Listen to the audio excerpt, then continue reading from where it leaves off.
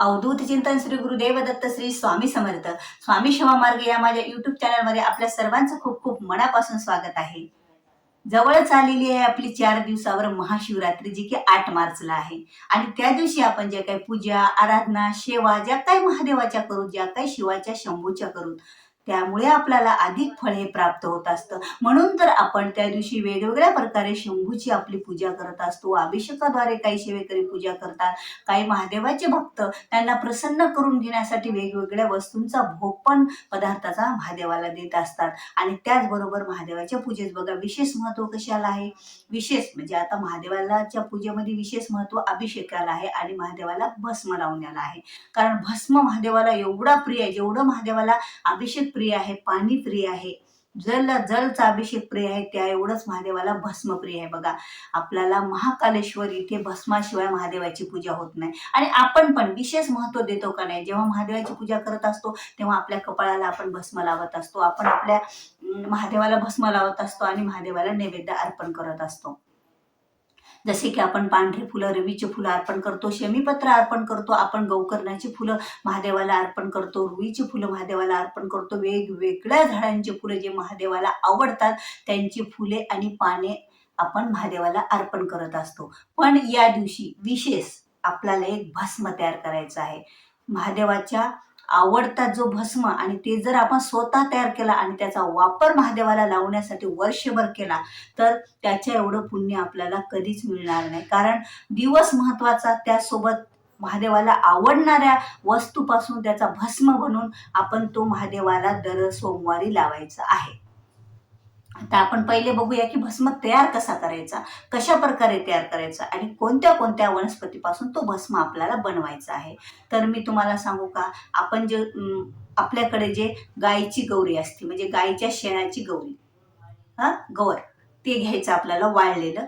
त्याचबरोबर आपल्याला रुईच्या झाडाचं एक छोटंसं लाकूड घ्यायचं, त्याचबरोबर आपल्याला शेवीच्या झाडाचं पण छोटंसं लाकूड घ्यायचं, आणि त्याचबरोबर बेलाच्या झाडाचं छोटंसं लाकूड घ्यायचं, आणि त्याच्यासोबत आपल्याला घ्यायचं आहे ते जे गोकर्णाचं फुल महादेवाला आवडतं, पांढऱ्या गोकर्णाच्या झाडाचं छोटंसं लाकूड। आता हे सर्व झाडे आपल्याला आज तुम्ही विनंती करून किंवा उद्या विनंती करून तो लाकूड आपण म्हणजे सगळे जे आपण आणणार आहोत ज्या वनस्पतीचे झाडं, त्या वनस्पतींना नमस्कार करूनच त्याचं खोड मूळ काही आपण लाकूड छोटंसं घेऊ शकत असतो। मग त्यांना विनंती करून की हे महादेवाच्या भस्मासाठी आम्ही तयार करणार आहोत, असं आज आता तुम्हाला व्हिडिओ कधी बघसाल माहित नाही, पण महाशिवरात्रीच्या दिवशी हे आणू नका, अगोदरच हे खोड हे आणून ठेवा, त्याला वाळून ठेवा आणि नंतर त्याचा भस्म बनवायचा आहे। कशाचा, शेणाची गौरी वाळलेली, वाळलेलं बेलाच्या झाडाचं लाकूड, वाळलेलं शेमीच्या झाडाचं छोटंसं लाकूड, आणि वाळलेलं याचं लाकूड। ते लाकडं कुठं ठेवलेत बघा बरं।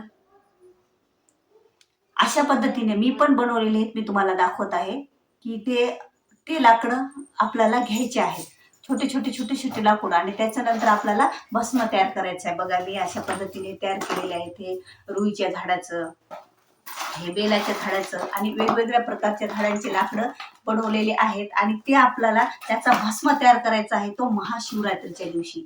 आणि मी तुम्हाला मागच्या वर्षीचा पण भस्म दाखवते, हे मागच्या वर्षीचा भस्म बघा, हे असा भस्म तयार केला, अशी एक डब्बी काही तयार करायची आणि ते थोडं असं महादेवाच्या पिंडीवर आपल्याला दर सोमवारी असं टाकायचा आणि लगेच ठेवून द्यायचा, आपल्या कपाळाला लावायचा आणि ठेवून द्यायचा, दर सोमवारी काढायचा फक्त। आणि करायचा कधी, ते महाशिवरात्रीच्या। अशाप्रमाणे वाळून लाकडं तुम्ही आज 3 दिवस आपल्याला आहेत बघा, या 3 दिवसात आपण हे झाडाचे, आज नका तोडू तुम्ही बेलाच्या झाडाचं लाकूड, आज सोमवार आहे, तुम्ही उद्या आणा, त्यांना विनंती करा की महादेवाला भस्मासाठी मी नेणार आहोत, त्या झाडांना विनंती प्रार्थना करूनच आपण तो भस्मासाठी लाकूड आणू शकतो। तो लाकडं आपल्या घरी आणायचे, मी वाळून ठेवलेले आहेत अशा रीतीने, ते वाळवायचे आणि त्या दिवशी त्याचा भस्म तयार करायचा, म्हणजे महाशिवरात्रीच्या दिवशी। ती गौरी हे सगळं घ्यायचं, त्याची आपल्याला गौरी आणखी माझी ती आणायची राहिलेली आहे, कारण शेतामध्ये अवेलेबल राहते, कुठेही मिळती, ती वाळायचीच राहिली म्हणून मी तुम्हाला दाखवायला आणली नाही। हे लाकडं आणि ती गौरी या 5 जळचा आपल्याला भस्म तयार करायचा। एखाद्या आपण टोपल्यात कशात कटोऱ्यात घ्यायचा, त्याचा जाळ लावायचा, त्याला थंड झाल्याच्या नंतर ते भस्म तयार होतो, तो भस्म अशा एखाद्या पांढऱ्या कपड्यात ठेवायचा की त्या कपड्यातून, पातळ कपड्यात, त्या कपड्यातून तो भस्म पडला पाहिजे, कारण तो आपल्याला ही जी बांधलेलं आहे ना ते आपल्याला सोडायचं नाही बघा। आणि याच्यातून असा असा असा भस्म करायचा महादेवावर, असं पडतं बघा ते. थोडंसं टाकायचा, मंदिरात गेला टाका, नाही मंदिरात जाणं तर घरच्या महादेवाला दर सोमवारी आपण पूजा केल्याच्या नंतर तो तशा पद्धतीने भस्म आपल्याला अर्पण करायचा. आणि महाशिवरात्रीच्या दिवशी तो भस्म आपल्याला तयार करायचा, करून चाळून त्या दिवशी आपल्या कपाळी लावून त्या दिवशी तेवढा त्या कपड्यात घालून महादेवाला लावायचा. आणि नंतर आपण जे भस्म वर्षभर आपल्या घरातल्या महादेवाला लावायचा. हा भस्म एवढा महत्वाचा आहे की यामुळे बऱ्याच जणांच्या इच्छा, आकांक्षा, मनोकामना, किती मोठी इच्छा असेल ती पूर्ण झालेली आहे. आणि किती, कारण महादेवासाठी आपण हा भस्म तयार केला, स्वतःहून तयार केला आणि तो महादेवाला आपण अर्पण करत आहोत म्हटल्यास तो महादेवाला खूप आवडणारा असा भस्म राहणार आहे. आणि हा भस्म आपल्याला तयार करायचा आहे ते महाशिवरात्रीच्या दिवशी. तर महिलांनो, तुम्ही आवर्जून करा, कुणीही तुम्ही आवर्जून करा. हा भस्म आपल्यासाठी खूप महत्वाचा ठरणार आहे. आपल्या अडलेली कामं, आपले कोणत्या इच्छा, आकांक्षा, आपल्यावरचे विघ्न, समस्या सर्व काही महादेव आपले दूर करणार आहेत. कारण याचा लाभ सेवेकरांनी घेतला, बऱ्याच जणांनी घेतला आणि हा स्वतः घेतल्या लोकांनी यांचा अनुभव सांगितला की त्यांचे कामं किती दिवसाचे मार्गी लागले, त्यांच्या कोणत्या समस्या महादेवाने सोडल्या आणि त्यांच्या घरामध्ये सुख, आनंद, शांती हे सर्व काही आलेलं आहे. एवढा महत्वाचा हा असा भस्म आहे. आणि हा भस्म आपल्याला महाशिवरात्रीच्या दिवशी तयार करायचा. अगोदर लाकडे या झाडांची वाळून, लाकडे पुन्हा एकदा मी तुम्हाला सांगत आहे कोणत्या झाडाची त्या घ्यायची, छोटे छोटे अशी लाकडे, फांद्याचे बी घेऊ शकतो आपण. एक रुईच्या झाडाचं घ्यायचं, बेलपत्रीच्या झाडाचं घ्यायचं, शेमीच्या झाडाचं घ्यायचं, गौकर्णाच्या झाडाचं घ्यायचं लाकूड आणि आपल्या गाईच्या शेणाची गौरी.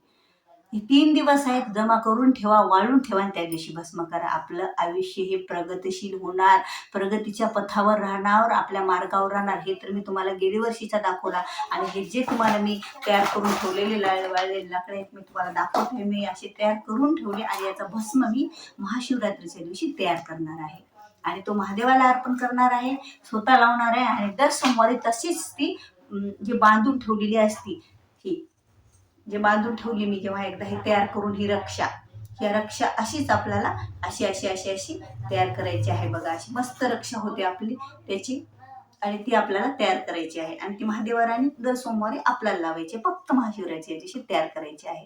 आणि तुम्ही करा, करून बघा, केल्याच्या नंतर तुमचे अनुभव सांगा. कारण स्वतः जे काही महादेवाला करून बनवून लावतो त्याचं खूप महत्व आहे बघा. एक शिवलीला अमृतमध्येच अध्याय आहे की भिल्लाचा अध्याय आहे ते यांचा, की त्यांनी नैवेद्यासाठी त्यांना रक्षा मिळाली नाही मेलेल्या माणसाची, तर त्यांनी स्वतःच्या बायकोला अग्नी दिला, बायकोला अग्नी देऊन तिची रक्षा महादेवाला लावली. तर महादेव असे प्रसन्न झाले की बायको ती उठून सुद्धा तयार झाली. एवढं या रक्षाचं महत्व आहे. आणि आपण या झाडांची रक्षा तयार करायची आहे आणि महादेवाला लावायची आहे. आपण एवढे महान नाहीत की आपण स्वतःला काही करून घेऊ शकतो, पण आपण या झाडाची रक्षा तर तयार करू शकतो ना महादेवाला लावण्यासाठी आणि अर्पण करण्यासाठी. तर अशा रीतीने आपल्याला ही रक्षा तयार करायची आहे आणि महादेवाला आपल्याला ती लावायची आहे. तर व्हिडिओ आवडल्यास व्हिडिओला लाईक करा, शेअर करा, नवीन असाल तर सबस्क्राईब करा आणि असेच धार्मिक माहितीस्पर व्हिडिओ तुमच्यापर्यंत पोहोचण्यासाठी. श्री स्वामी समर्थ.